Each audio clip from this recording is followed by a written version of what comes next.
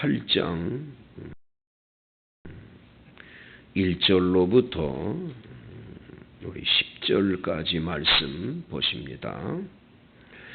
여호수아 18장 1절부터 10절입니다.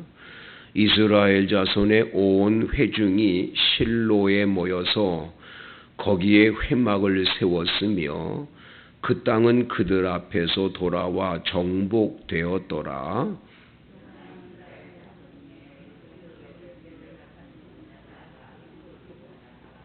여호수아가 이스라엘 자손에게 이르되 너희가 너희 조상의 하나님 여호와께서 너희에게 주신 땅을 점령하러 가기를 어느 때까지 지체하겠느냐?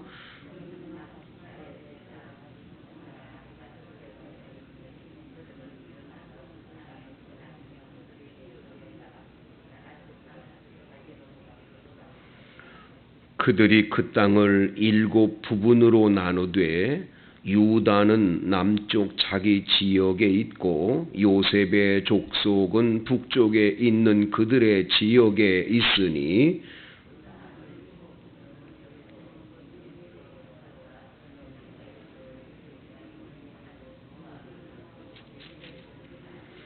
레위 사람은 너희 중에 분깃이 없나니 여호와의 제사장 직분이 그들의 기업이 됨이며 갓과 루벤과 므낫세 반 지파는 요단 저편 동쪽에서 이미 기업을 받았나니 이는 여호와의 종 모세가 그들에게 준 것이니라 하더라.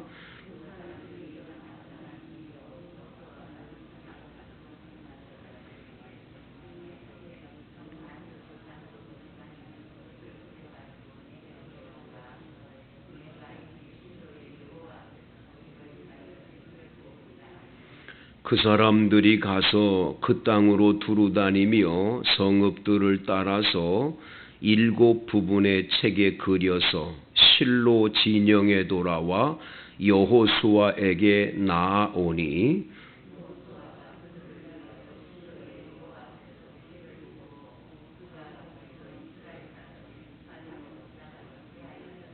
아멘. 이 말씀에서 은혜가 되시기를 바랍니다.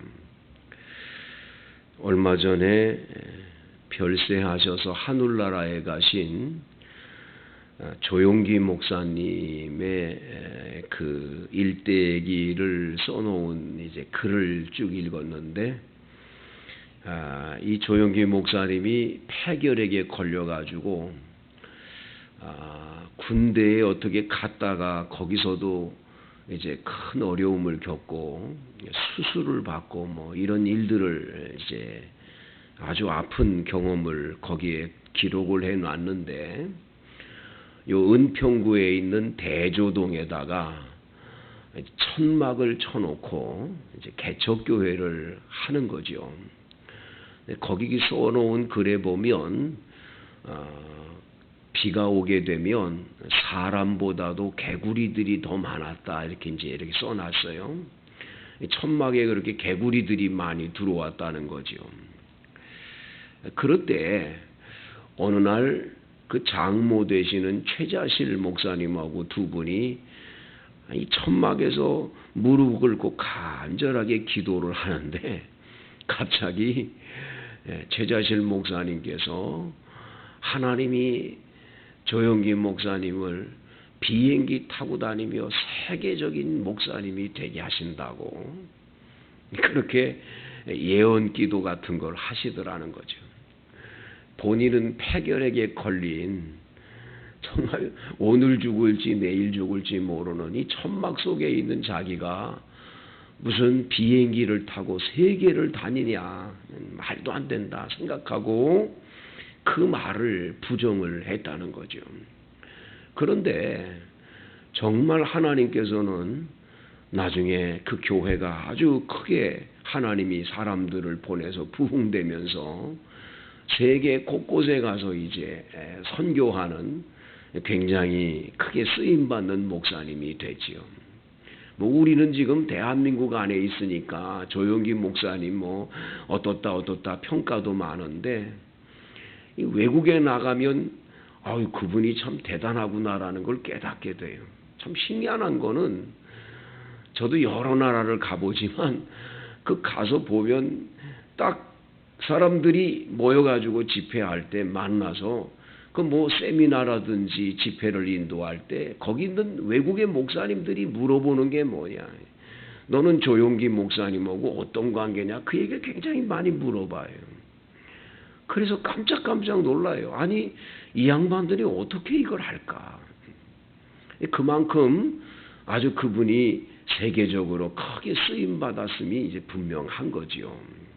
근데 그분이 항상 강조한 게 한 가지가 있어요. 그건 뭐냐? 바라봄의 법칙이라는 게 바라봄의 법칙. 이 영적으로 바라봄의 법칙을 굉장히 그분은 강조했어요. 예를 들면 목사님들이 딱 새벽 기도를 나왔는데 교인이 이렇게 오늘처럼 몇 명이 나오질 않았다. 그러면 그 몇 명을 바라보기만 하고 낙심을 하는 거예요. 아유, 나는 왜 이렇게 목회가 안 될까? 이렇게 생각하는 거지요. 근데 이 목사님은 어떻게 했느냐? 5명이 와 앉아 있으면 그 사람들을 5,000명, 5만 명으로 보는 거예요. 바라보는 거죠, 바라봐. 지금 5만 명 앞에서 내가 기도 설교한다. 이걸 바라보고 항상 그 마음으로 설교하고 그렇게 했다는 거예요. 3명 나올 때 3,000명 교인 앞에서 설교할 거라고 항상 그렇게 생각하고 3,000명 앞에서 나는 설교한다. 그 마음으로 설교했더니 어느 날 3,000명이 됐더라는 거예요. 3,000명을 바라보면서 3만 명을 기도했더니 3만 명이 모이더라는 거예요. 3만 명을 10만 명으로 바라봤을 때 10만 명을 주시더라는 거예요. 여러분, 그러니까 우리는 현실에 있는 것만 보면 영적으로 우리는 그걸 극복하고 바라보지는 못하게 돼요. 현실만 바라보니까 육신의 눈으로 볼 때 나는 인생이 이렇고 그냥 끝나는 거지요. 사실은 영적인 세계에서 하나님이 우리를 향해서 주신 비전이라고 하는 성령은 우리에게 꿈꾸게 하시고 성령은 우리에게 분명히 비전을 주시거든요. 반드시 성령께서는 우리에게 네 앞에는 내가 있어서 내가 너를 이렇게 사용할 거다 하는 비전과 꿈을 주시거든요. 앞으로 너희 아들, 딸들을 내가 이렇게 쓰겠다 하는 어떤 하나님의 뜻이 있는데 우리는 그걸 바라보지를 못하는 데 문제가 있는 거죠. 오늘 본문 성경에 보면 이스라엘 백성들 가운데 유다 지파하고 요셉 지파, 그리고 여기 갓과 루벤, 므낫세 반 지파, 이 지파들은 지금 땅을 차지했지만 7 지파는 아직 땅을 차지하지 못했어요. 그냥 그대로 앉아 있는 거예요. 우리가 전쟁을 할 수 있습니까? 뭐 합니까? 하고서 그냥 앉아 있는 거예요. 우린 힘도 없고 연약하고 뭐 이런 식으로 생각하고 핑계대고 앉아 있는 거예요. 여호수아가 너희들 아니다라는 거예요. 하나님이 너희들에게 주신 이 땅이 얼마나 크고 넓은데 왜 가만히 있냐 이거예요. 이래가지고 각 지파의 대표자 3명을 뽑아내서 그 3명을 데리고 각자 흩어져 가지고 지금 차지한 땅 말고 나머지 땅들을 그림을 그려 지도를 그려오라는 거예요. 그 지도를 그려서 7장의 지도를 만들어 오라는 거죠. 그 7장의 지도를 가지고 제비를 뽑아서 나눠주겠다는 거예요. 너희는 가서 이제는 그걸 차지하면 된다라는 거예요. 아직 차지한 것도 아니고 아직 거기에는 성들마다 모든 이 가나안 7족속 가운데 남은 족속들이 있지만 그림을 그려가지고 와라. 이 지도를 그려놓고 오면 그걸 바라보면서 하나님이 함께 할 걸 믿고 가라는 거예요. 그러면 그대로 하나님이 그 땅을 주실 거라는 믿음으로 보내는 걸 보게 되죠. 여러분 한번 8절을 보시겠어요? 8절. 그 사람들이 일어나 떠나니 여호수아가 그 땅을 그리러 가는 사람들에게 명령하여 이르되 가서 그 땅을 두루다니며 그것을 그려 가지고 내게로 돌아오라. 내가 여기 실로의 여호와 앞에서 너를 위하여 제비를 뽑으리라. 여러분 7장의 지도가 그려져 왔을 때 제비를 뽑아서 7지파에게 그 지도 그려놓은 지도 그대로 주는 거예요. 너희들이 그걸 차지하라고. 하나님이 이 땅을 주었기 때문에 그림을 그려가지고 온 지도는 그대로 준다는 거예요. 제비 뽑아서 준다라는 걸 믿는 거죠.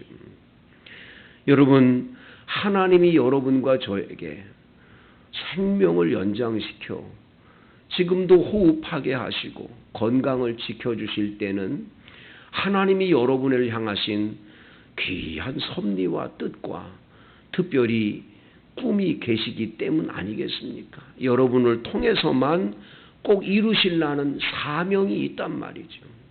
그 사명을 우리가 바라보지를 못하고 그냥 매일매일 먹고 마시는 여기에만 인생을 거는 것이 아니라 여러분들을 하나님이 살려주신 그 목적을 한번 찾아야 돼요. 난 무엇하다가 하나님 나라에 가야 될까? 저는 어제 저녁에 다니엘 기도해야 할 때 그 이은상 그 선교사님의 그 말씀 중에서 어느 날 그 주립대학에 말이죠. 부부가 다 교수고 그 엄청난 프로젝트를 다 마치고 나서 대단하게 큰 일을 했는데 주일 예배를 참석했더니 주님께서 야, 너 뭐 하다 왔니? 내가 너한테 물으면 너 뭐 하다 온 거니? 라고 얘기를 한다면 뭐 하다 왔냐? 전 그 말이 그렇게 은혜가 되더라고요. 하나님 앞에서 우리 뭐 하다 왔냐 물어보면 뭐 하다가 왔냐? 너무 부끄럽지 않아요? 우리 삶이 지금. 다시 한번 우리 영적으로 성령이 주시는 비전을 한번 볼 수 있게 되기를 원합니다. 하나님이 여러분들에게 큰 뜻을 이루어 주실 거라는 하나님이 여러분뿐만 아니라 여러분 자녀 손들을 통해서 하나님이 얼마나 큰 일을 이루실까. 거기서 여러분들이 손자와 손녀들까지 위해서 여러분이 새벽에 기도하면서 그 손자 손녀들의 앞날에 바라보면서 그림을 그리는 거죠. 우리 손자 손녀는 앞으로 이렇게 될 거야. 하나님이 이렇게 쓰실 거야. 그리고 그림을 그리는 기도. 그려 가지고 오라는 거예요. 그려 가지고 오는 그대로 그것이 이루어지는 거예요. 여러분들과 제가 신앙생활 하면서 하나님이 나를 여기까지 살려주신 목적이 있어. 내 나이가 이렇게 많이 들어도 왜 하나님 살려줬을까? 거기에는 여러분들이 기도의 사명도 있는 거예요. 이 새벽 기도 때 여러분의 가정의 아들, 딸들과 자녀, 손들을 향한 정말 그림을 그려가며 비전을 가지고 기도하는 제목이 있는가를 보세요. 뭐를 위해 기도하고 있습니까? 우리는 어쩌다 보면 그런 것들을 다 잊어버려요. 다 놓치고 있어요. 그리고 그림도 그리질 않아요. 여러분 개인도 마찬가지. 하나님 내가 내년 이후에 이렇게 나는 앞으로 하나님이 써주실 것을 믿어요. 하나님 나 그렇게 살게 해주세요. 권사님 한 분이 연세가 70이 넘어 은퇴를 하셨습니다. 근데 이 권사님은 하나님께 기도하는데 계속 일본을 위해 기도하라고 그러시는 거예요. 새벽마다 일본을 위해 기도를 했어요. 그러던 어느 날 교회 청년들이 일일 찻집을 한다고 그러면서 일본 선교를 위해서 일본 찻집이죠. 일일 찻집을 한다라는 거예요. 그 광고를 보는 순간에 가슴이 뛰기 시작해요. 나도 일본 가서 선교해야 되겠다. 전도하는데 대열에 껴야 되겠다. 돈을 모으기 시작을 하고 청년들이 갈 때 나도 데려가 달라. 청년들이 가는 곳에 따라갔어요. 따라가가지고 그 청년들과 함께 일본에 도착해서 이 많은 청년들이 흩어져서 전도를 합니다. 일본어로 돼 있는 이 전도 책자를 가지고 그분들에게 가서 전도를 하는 거예요. 이 할머니 권사님도 역에 가서 딱 지나가는 사람 붙들고 이거 읽어보자고 그러고 그냥 읽는 거예요. 그냥. 다 읽으면 또 가서 이렇게 펴. 근데 여러분 그 전도 책자의 마지막 부분을 읽을 때 일본 청년이 눈물을 주르륵 흘리는 거예요. 그리고 그 전도 책자에 기록되어 있는 마지막에 영접, 예수 영접하는 기도를 드리고는 훌쩍훌쩍 눈물 흘리면서 너무 고맙다고. 예수 믿는 기적이 일어나는 거예요. 여러분 다른 청년들은 부끄러워서도 못하고 그런 사람이 너무 많은데 그때에 제일 많은 사람들에게 복음을 전한 역사는 그 권사님을 통해서 이루어졌다라는 거예요. 여러분 우리가 그냥 앉아있는 게 아니라 하나님은 여러분을 통해서 엄청난 놀라운 일들을 지금도 계획하고 계시고 일하고 계시다는 사실을 기억하셔야 돼요. 주님 꿈을 꿉니다. 비전을 주십시오. 앞으로 나를 하나님이 어떻게 쓰실는지 나에게 비전, 꿈을 허락해 주세요. 여러분들이 주님께 오늘 새벽에 기도하시고 주님 내 아들, 딸들을 향한 하나님의 뜻이 뭡니까? 내 손자, 손녀들은 하나님이 어떻게 쓰시겠습니까? 여러분들이 그림을 그리는 새벽 기도 그리고 그 그림 그린 것을 끊임없이 주님께